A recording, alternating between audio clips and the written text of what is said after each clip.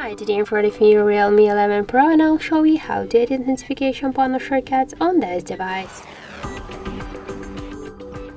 So open the control panel and find here all of the options.